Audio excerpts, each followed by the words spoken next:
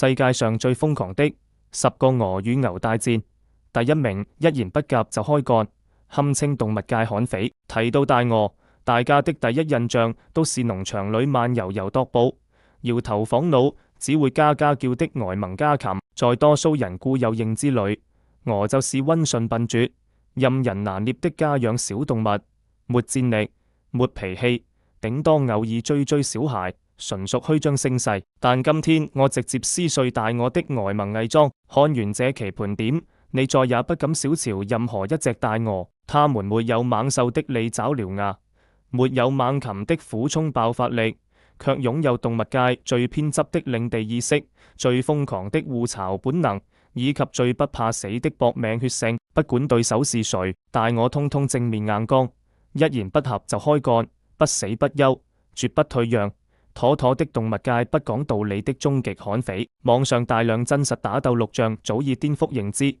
大鵝擅長卡體型碾壓、越級反殺、強勢驅敵，靠的從不是蠻力，而是極致的兇悍和亡命打法。今天渣們就硬核盤點10大最罕見、最瘋狂的鵝獸大戰。喜歡顛覆認知的動物盤點、高能實戰對決的，趕緊點讚收藏，帶你解鎖大鵝不為人知的嗜血一面。第10名，大鵝 vs 千斤大牛。在所有人的認知裏，牛是噸位十足的巨型食草巨獸，隨便一腳就能把幾斤重的大鵝踩飛數米，兩者根本不在同一個戰力維度。大鵝在牛面前渺小得如同螻蟻。日常農場裏，牛群低頭啃草，悠閒踱步，大鵝在水邊遊蕩覓食，井水不犯河水，互不打擾，維持着安穩的相處默契。但大鵝的脾氣從來毫無規律可言，它能上一秒溫順安靜乖乖覓食，下一秒瞬間炸毛暴怒，毫無徵兆就衝向龐大的牛群，主打一個不管對手體型多大，咁進我地盤就必須挨揍。網上流傳的真實畫面讓人直呼離譜。空曠的草場裏，10幾頭牛分散進食，慵懶甩尾，氛圍格外平和。唯獨一隻大白鵝矗立在牛群邊緣，脖頸繃直，眼神兇狠，死死鎖定最近的母牛，全程進入戰備狀態。牛群壓根沒把這隻小不點放在眼裏，只是慵懶抬眼，繼續乾飯，滿臉不屑與無視，覺得這隻大鵝的挑釁滑稽又可笑。可大鵝從來不怕體諒懸殊，它壓低脖頸，微張雙翼，速力瞬間衝刺，尖銳鵝鳴劃破長空，直衝牛群腹地。顛覆認知的一幕瞬間上演，原本淡定的千斤牛群集體慌亂後退，向兩側散開，硬生生給一隻家禽讓出大片空地。要知道，牛群只需輕輕抬腳甩頭就能輕鬆碾壓踩飛大鵝，但所有大牛全程被動避讓，不敢反擊，硬生生被一隻大鵝拿捏住氣場。這場對決沒有血腥廝殺，沒有傷亡落幕，卻完美暴露了大鵝的恐怖之處。不靠體型，不靠蠻力，僅憑一身亡命兇悍的氣場，就能震懾巨型巨獸，搶佔全部地盤，來得莫名其妙，贏得乾脆利落。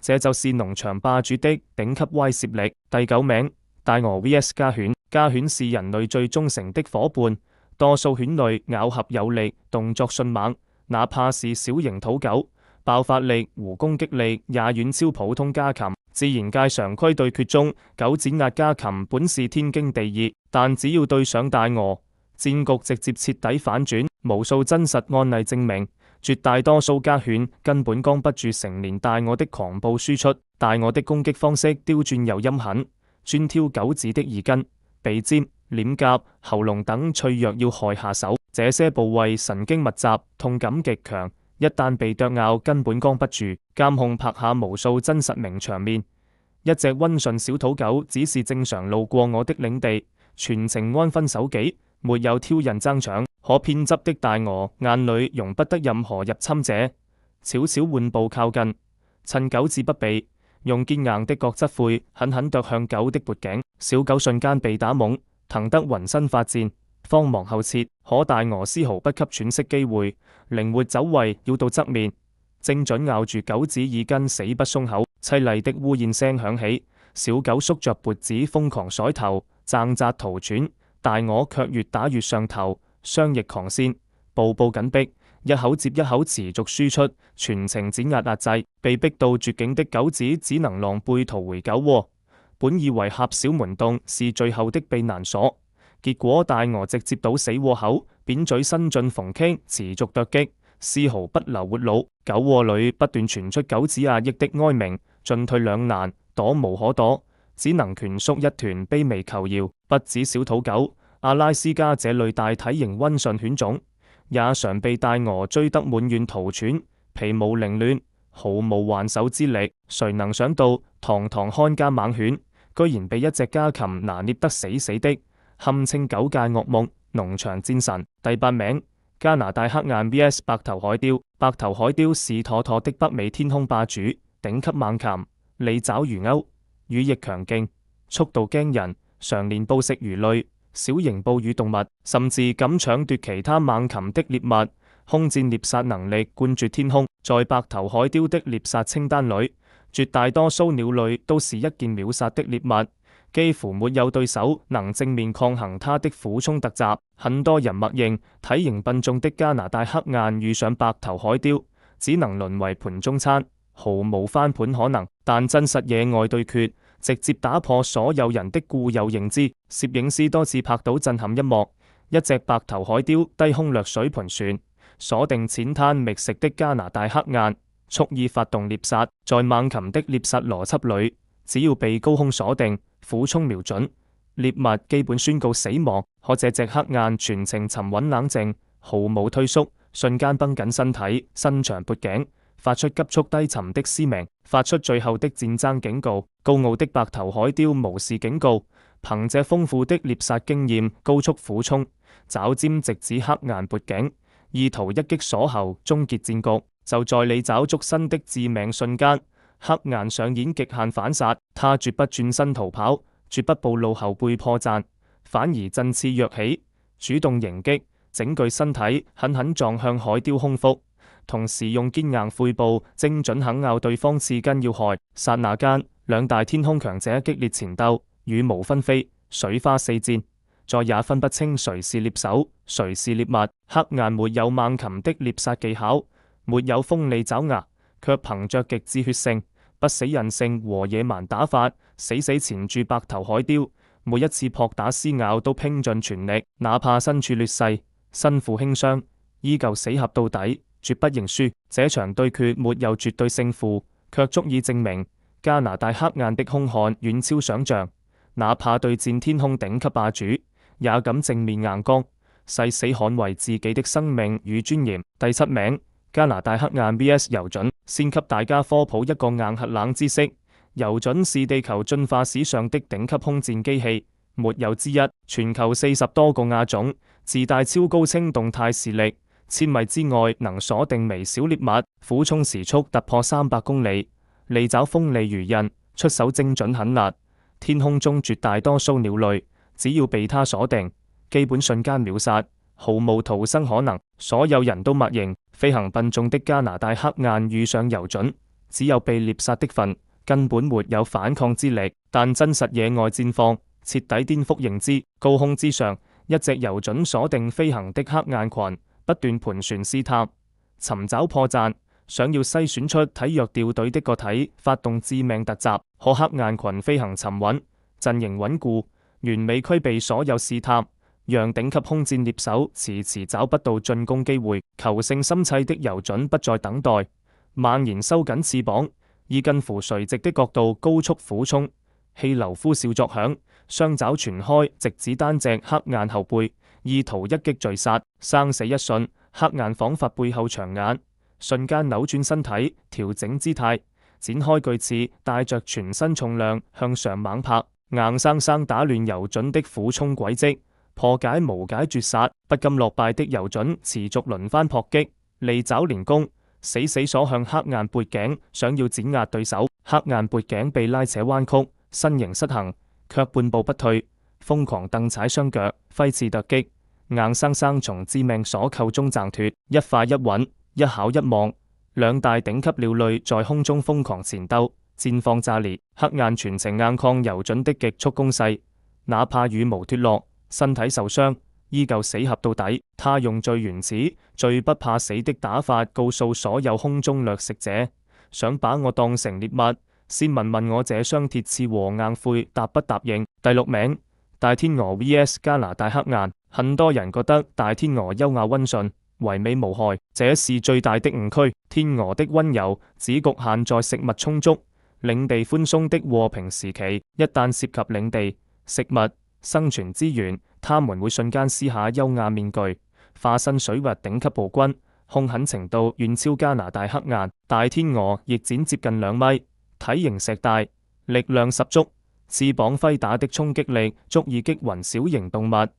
妥妥的水域鳥類戰力天花板。原本平靜的池塘，天鵝與黑雁各自覓食，互不侵擾，一派歲月靜好。可天鵝的霸道天性，絕不允許任何同類競爭者搶佔自己的地盤。毫無徵兆之下，一隻大天鵝突然展翅發難，巨翅狠狠扇向岸邊有我，攻勢迅猛，力度十足。護仔心切的成年黑雁立刻衝上前護住幼仔，繃緊身體準備迎戰。天鵝深知脖頸是自身軟肋，短暫前鬥後暫時後撤，伺機移動，並未真正離去。另一處水域畫面更顛覆認知，一隻獨行黑雁悠閒覓食，絲毫沒察覺身後殺機。大天鵝悄無聲息尾隨逼近，伸長脖頸步步緊逼，瘋狂追咬。黑雁轉身反擊，俯衝威懾，可天鵝絲毫不懼，仰頭硬剛，持續猛攻，幾個回合就把黑雁打得節節敗退，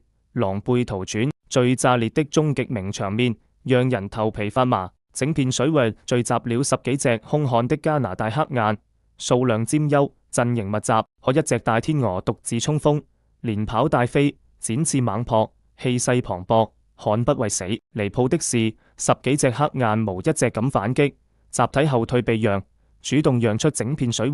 大天鵝昂首矗立水中央，氣場全開，一己之力碾壓整群雁陣，盡顯水域霸主威嚴。第5名，加拿大黑雁 VS 野鴨。加拿大黑雁外表憨厚沉穩，看似溫順無害，極具欺騙性，可只要牽扯到領地和食物，這份溫和瞬間蕩然無存。他們會化身冷血殺手，對體型更小的水禽展開無差別獵殺，堪稱行走的禽類絞肉機。黑雁和野鴨共享同一片淺水覓食灘，本可和平共處，各自求生，但黑雁的領地佔有欲極度偏執，絕不允許任何弱小禽類分享自己的生存空間。監控拍下殘忍一幕，一隻小鴨子不慎與母鴨走散，獨自滯留在岸邊淺灘，弱小無助，毫無防備。兩隻加拿大黑雁瞬間鎖定目標，徑直衝刺上前，低頭猛撞，硬核突擊，堅硬的喙反覆砸在小鴨頭背部位。短短幾十秒，小鴨徹底失去掙扎能力，一動不動。黑雁獵殺完畢後，直接揚長而去，冷漠又果斷。還有更驚險的水域獵殺畫面，野鴨察覺殺機後，立刻躍入水中，本以為水能庇護自己逃生，可黑雁追殺絕不止步，緊隨下水追擊，憑借龐大體型和力量，硬生生把野鴨往水下死死按壓。野鴨頭部被按入水中，拼命撲騰掙扎，卻根本無力掙脫，全程陷入窒息絕境。危急時刻，成年母鴨火速馳援，側面啄擊黑雁，逼其鬆口。僥倖逃生的野鴨才得以掙脫，拼命游向深水區保命，無冤無仇，無食物爭搶，只因共享水源就大開殺戒，足以見得黑雁骨子裏的殘暴霸道。第4名，大鵝 VS 烏鴉。烏鴉是鳥類公認的頂級智多星，會用工具，會記人臉，會團隊協作，擅長算計佈局，食譜寬泛，適應力極強，走遍城市荒野幾乎無敵。而且烏鴉生性囂張，愛挑事，從不怯戰，經常挑釁體型更大的鳥類，堪稱鳥界劉萌。所有人都覺得智商普通的大鵝對上詭計多端的烏鴉，大概率會被戲耍拿捏。可真實對決直接反轉打臉。平靜水面上，兩隻大鵝悠閒漂浮覓食，安穩度日。一隻烏鴉從樹梢俯衝而下，貼着鵝身快速掠過，刻意發起騷擾挑釁。起初大鵝只淡淡瞥視，完全沒放在眼裏，覺得頂多是蚊蟲叮咬般的小麻煩。可烏鴉得寸進尺，不知收斂，反覆俯衝盤旋，持續挑釁，試圖戲耍，看似笨拙的大我，忍無可忍，無需再忍。一隻大鵝率先暴怒，振翅拍起漫天水花，伸長脖頸，發出兇狠嘶鳴，發出最終警告。另一隻大鵝立刻同步轉身，並肩作戰。沿水岸踱步戒備，全程進入戰鬥狀態。狡猾的烏鴉依舊不遜邪，再次高速俯衝，主動進攻。這一刻，大鵝不再留守，雙鵝同步展翅衝刺，輪番出擊，硬喙連啄，巨翅狂拍，全方位封鎖烏鴉走圍空間。身法靈活的烏鴉瞬間被打懵，徹底不敢囂張，立馬閃身躲避，落荒逃到遠處樹梢，再也不敢前來挑人。這場之傷與蠻力的對決，大鵝完勝。哪怕對手是鳥界最強大腦，在絕對的兇悍血性和默契團戰面前，所有詭計算計都毫無用處。第三名，大鵝 VS 劇毒毒蛇。毒蛇是自然界頂級暗殺高手，致命殺手，全球3000多種蛇類，多數帶有劇毒，毒牙鋒利，毒素致命，一口就能麻痹大型動物神經，終結生命，殺傷力恐怖至極。對家禽而言，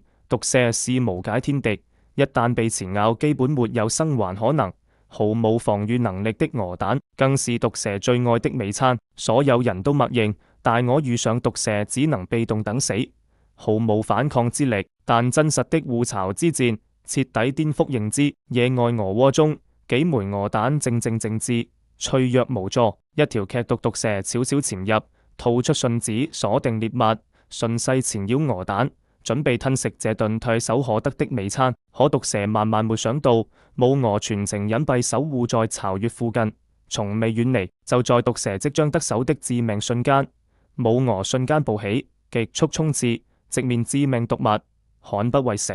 它穩步逼近，氣場沉穩，張嘴發出急速兇狠的警告嘶鳴，眼神銳利，殺意十足。毒蛇不甘放棄，一邊纏繞鵝蛋，一邊速力反擊，想要逼退母鵝守住獵物。但開啟護仔得的母鵝毫無懼色，精準把控時機，每一口都狠狠啄向蛇的7寸要害，角度刁鑽，力度十足，完美克制毒蛇的進攻節奏。毒蛇反覆反撲纏繞，卻始終找不到下口空隙，全程被母鵝壓制吊打，毫無還手之力。數個回合過後，毒蛇徹底認清現實，深知再纏鬥下去只會喪命，果斷鬆開鵝蛋，放棄獵殺，扭動身體鑽進草叢，狼狽逃竄。母鵝矗立窩邊，胸脯起伏，體力透支，眼神卻依舊堅定犀利，牢牢守護着未孵化的幼仔。在極致的母愛面前，哪怕是致命毒蛇，無解劇毒，也只能狼狽敗退。為了後代，大鵝甘願賭上性命，直面生死。這一戰，母鵝實至名歸。第二名，大鵝 VS 家雞。農村院落、農場田野裏，雞和鵝是最常見的家禽搭檔，同吃同住，共享一片場地水日，看似和平共處，實則兩大物種之間刻着古老敵意，隨時會爆發羽毛橫飛的慘烈混戰。很多人覺得公雞好鬥兇悍，是農場一霸，但在大鵝面前，再兇的公雞也只能被全程碾壓，瘋狂霸凌。體型差距就是無法逾越的戰力鴻溝。大鵝身形高大，脖頸修長，雙翼寬闊，張開翅膀自帶超強壓迫感。反觀公雞，體型矮小，氣場不足，先天落於下風。農場真實日常畫面十分真實，一隻公雞安穩覓食，毫無招惹。不遠處的大白鵝突然鎖定目標，大步衝刺，直奔公雞而去。公雞瞬間警覺，昂首提名，主動對峙，試圖靠氣勢嚇退對手。可大鵝完全不吃這一套，無視公雞威脅，上前一口狠狠啄住公雞後背，發力撕扯，隨後步步緊逼，持續猛攻，把公雞從谷倉門口一路追打到圍欄邊緣。公雞被逼得走投無路，徹底崩盤，只能飛上矮牆，狼狽逃竄。大鵝矗立牆下，昂首挺胸，滿眼都是勝利者的囂張。還有更殘暴的名場面，大鵝用堅硬喙部死死按住公雞頭部，全力向下壓制鎖死，力度大到公雞根本無法掙脫。公雞拼命撲騰翅膀，奮力掙扎，卻始終擺脫不了壓制，全程被按在地面摩擦。周圍一群母雞全程圍觀，無一隻上前幫忙解圍，只能眼睜睜看着同伴被霸凌，最終公雞拼死起跳，逃向草垛深處，才勉強躲過追殺。可大我依舊緊隨其後，步步緊逼。這場家禽恩怨永遠沒有終點。妥妥的農場終極霸主，專治各種囂張家禽。第一名，大鵝 VS 野生狒狒。很多人根本不敢相信，區區一隻家禽居然能打贏戰力智商雙在線的野生狒狒。狒狒是野外頂級靈長類猛獸，群居生活，戰術老練，動作敏捷，鋒利犬齒，靈活四肢搭配強悍爆發力，讓他們在野外幾乎橫行無忌，連小型猛獸都不敢輕易招惹。他們掠奪成性，擅長偷襲佈局，是公認的野外狠角色。所有人都默認大鵝對上狒狒就是送上門的獵物，毫無勝算。但真實野外實拍畫面直接顛覆所有人的認知。非洲野生公園，一隻野生狒狒獨自覓食，閒降至淺水池塘，瞬間鎖定水中兩隻悠閒游動的大鵝。在狒狒眼裏，這兩隻笨重的水鳥就是唾手可得的新鮮肉食，輕鬆就能拿捏獵殺。於是他壓低身形，收斂動靜，輕手輕腳踏入水中，盡量不發出聲響，不激起水花，悄悄逼近我群，準備偷襲。可他萬萬沒想到，大鵝的警惕性遠超所有野生動物。在狒狒靠近到5步距離的瞬間，兩隻大鵝同步轉身，厲聲嘶鳴，瞬間進入戰鬥狀態，徹底粉碎他的偷襲計劃。封神場面即刻上演，一隻大鵝正面衝鋒，縱身躍起，堅硬的喙狠狠啄向狒狒前臂，精準做傷。另一隻大鵝則翼包抄，卡位封路，專攻狒狒裸露的皮膚和關節要害。囂張的野生狒狒瞬間被打懵，措手不及，下意識縮手後撤，想要調整狀態。可大鵝根本不給他任何喘息和翻盤機會，一左一右交替進攻，持續輸出，每一次啄擊和刺拍都精準命中目標，水花四濺，攻勢兇猛。狒狒試圖走為反擊，掙脫前鬥，卻被大鵝貼身死纏，鎖死所有走為空間。堂堂野外靈長類猛獸，被兩隻家禽追着步驟，節節敗退，無處躲避，全程毫無還手之力。最終被打怕的狒狒徹底放棄獵殺念頭，狼狽轉身衝出池塘，倉皇逃竄，再也不敢招惹這兩隻兇悍的大鵝。兩隻大鵝矗立水面，昂首挺胸，宛如得勝哨兵，霸氣目送入侵者逃離。這一戰徹底封神，能正面擊退智商在線、戰力強悍的野生狒狒。放眼整個動物界，除了大鵝，沒有任何家禽能夠做到。妥妥的動物界悍匪天花板，這麼多高能鵝獸對決，哪一場最讓你顛覆認知、頭皮發麻？你有沒有被大鵝追過的經歷？歡迎評論區留言討論。喜歡本期硬核動物盤點，趕緊點讚訂閱、轉發收藏。下期帶你解鎖更多顛覆認知的野生動物冷知識。